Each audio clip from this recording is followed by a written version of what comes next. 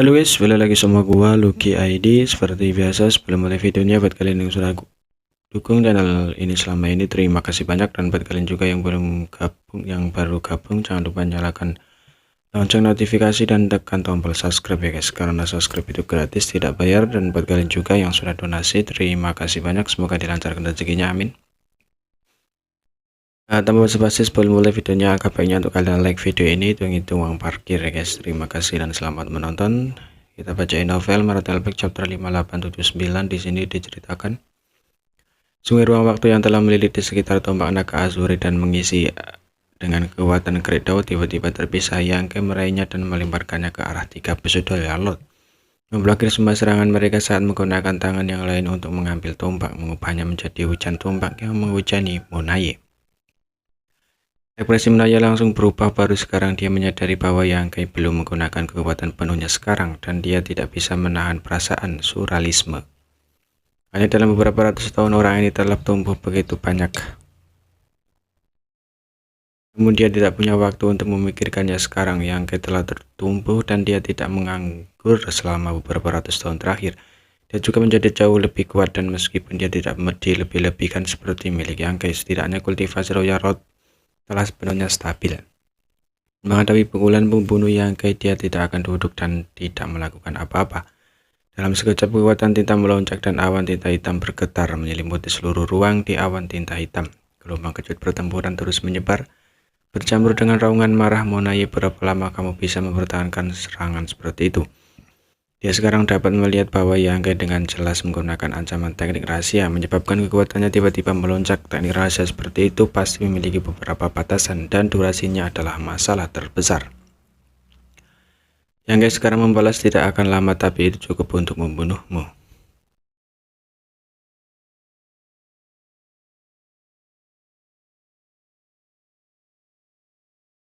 Landita telah berulang kali mencoba menggunakan area 4 gerbang 8 istana untuk menghadapinya. Jadi bagaimana mungkin Yangkai tidak waspada? Faktanya dia bahkan telah mempertimbangkan kemungkinan bahwa dia akan jatuh ke dalam Great Area sebelum dia bisa menembus No Return Pass.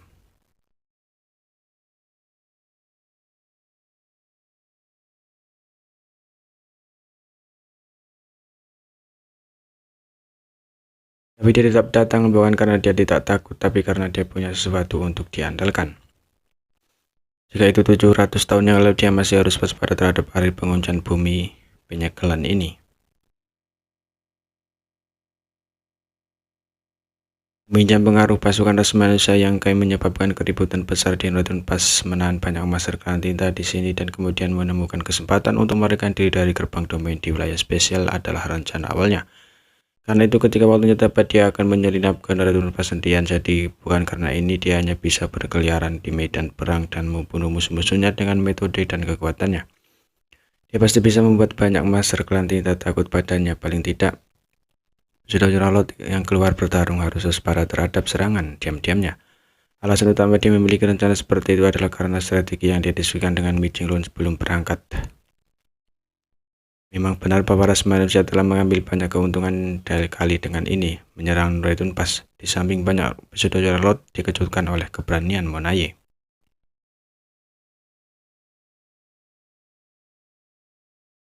Pasukan ras manusia yang telah dievakuasi telah diatur ulang di kamp sementara 3 hari dari No Return Pass. Setelah pertempuran ini, ras manusia tidak lagi memiliki kemampuan untuk menyerang No Return Pass. Para prajurit yang terluka membutuhkan waktu untuk memulihkan diri, dan departemen logistik tidak dapat mengimbanginya. Jumlah besar kapal perang yang rusak perlu diperbaiki. Evil Breaking Divine adalah senjata ampuh yang digunakan untuk menangani klan tinta, dan pil pengusir klan tinta perlu disempurnakan untuk memasok seluruh pasukan. Semua persyaratan ini membutuhkan jumlah besar sumber daya yang mendukungnya. Meskipun saat ini ada 3 juta sumber daya penambangan kultivator Ode ketiga di medan perang tinta yang luas, akumulasi sumber daya masih akan memakan waktu. Dengan perkiraan konservatif, dalam 2 atau 3 tahun ke depan, ras manusia tidak akan lagi memiliki kemampuan untuk menyerang No Return Pass. Di sisi lain, bahkan jika klan tinta mengetahui bahwa ras manusia telah mendirikan kemah 3 hari yang lalu, mereka tidak berani terlalu memikirkannya. Ketika pasukan ras manusia mundur, klan tinta masih bisa mengejar dan membunuh mereka untuk meningkatkan kemenangan mereka. Tapi sekarang, setelah ras manusia telah tenang, Tidak bijaksana untuk mengganggu mereka dengan demikian. Meskipun ras manusianya saling memandang dari posisi yang tidak terlalu jauh, kedua ras itu sebenarnya berhasil bergaul dengan damai untuk waktu yang lama tanpa banyak gesekan. Sebulan setelah pertempuran ini, di suatu tempat di wilayah spesial Ahda dan AR, duduk saling berhadapan menatap ruang kosong di depan mereka. Di bidang penglihatan mereka, sosok berumuran darah sedang tidur dengan tenang. Kabut darah sudah lama mengering dan mengembun, menyebabkan pakaiannya menjadi sangat kotor. Meskipun tidak ada penyangga, sosok ini masih berbaring miring seolah-olah ada tempat tidur tak terlihat di bawahnya. Dibandingkan dengan dewa spiritual raksasa yang menjulang tinggi ini, sosok ini seperti semut. Sosok ini tidak lain adalah Yangke yang melarikan diri dari Noritun pas bulan yang lalu. Pada saat terakhir, dia telah menggunakan kekuatan sungir waktu untuk memblokir serangan sengit dari dua Raja Ketinta dan lusinan Raja Semu. Hasilnya adalah gerik daunnya sangat telah terguncang, menyebabkan ki dan darahnya bergejolak dan pikirannya menjadi kacau.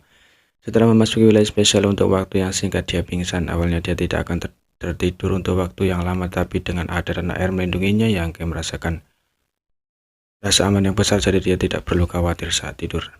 Namun penampilannya saat ini membuat dua dewa seperti raksasa sangat khawatir. Menatap sosok mungil di depannya untuk waktu yang lama, Ada tiba-tiba berkata, "Mati." Selama sebulan terakhir, Ada telah mengulangi kalimat ini berkali-kali, menyebabkan kepala AR sakit saat dia dengan sabar menjelaskan, "Dia belum mati, dia tertidur." Ada tiba-tiba mengerti, oh, dia kenyang. Dia selalu mengikuti prinsip tidur setelah makan, dan ketika dia bangun, dia akan mencari makanan, berpikir bahwa semua makhluk hidup di dunia ini akan seperti dia. Karena yang tertidur, dia pasti sudah makan kenyang. Kalau tidak, bagaimana dia bisa tidur? Saat menyebutkan topik ini, Ada tidak bisa menahan diri untuk tidak menggosok perutnya. "Aku lapar." Ayah juga secara naluriah setuju. Ya, kedua dewa raksasa saling memandang terdiam dan hampir menangis. Pada saat ini, yang sedang tidur tiba-tiba membuka matanya dan perlahan duduk. Ekspresinya kosong dan mengantuk. Setelah beberapa saat, dia menguap, mengerangkan punggungnya dan menggerang. Betapa nyamannya. Selama sekali dia bisa tidur dengan nyaman sejak kekuatannya berangsur-angsur tumbuh lebih kuat. Dia tidak perlu tidur secara normal untuk mempertahankan energinya. Kali ini dengan memanfaatkan luka-lukanya, dia berhasil menyingkirkan semua tekanan eksternal dan tidur nyenyak. Ketika dia bangun, dia merasa seperti naga dan harimau. Seluruh tubuhnya dipenuhi dengan kekuatan. Dia tidak sabar untuk bergegas masuk dan memukuli dua spiritual raksasa tinta di Noritun Pass. Sebuah wajah besar tiba-tiba memenuhi penglihatannya dan suara gemuruh bergetar, "Apakah kamu lapar?" Suara gemuruh meraung di langit dan angin kencang bertiup sambil menerbangkan Yangke. Menstabilkan dirinya, Yangke menatap kepala raksasa itu dan memastikan bahwa itu adalah Ada. Mengangkat tangannya dan mendorongnya ke depan. Yangke tersenyum pahit. "Baiklah, aku mengerti. Kamu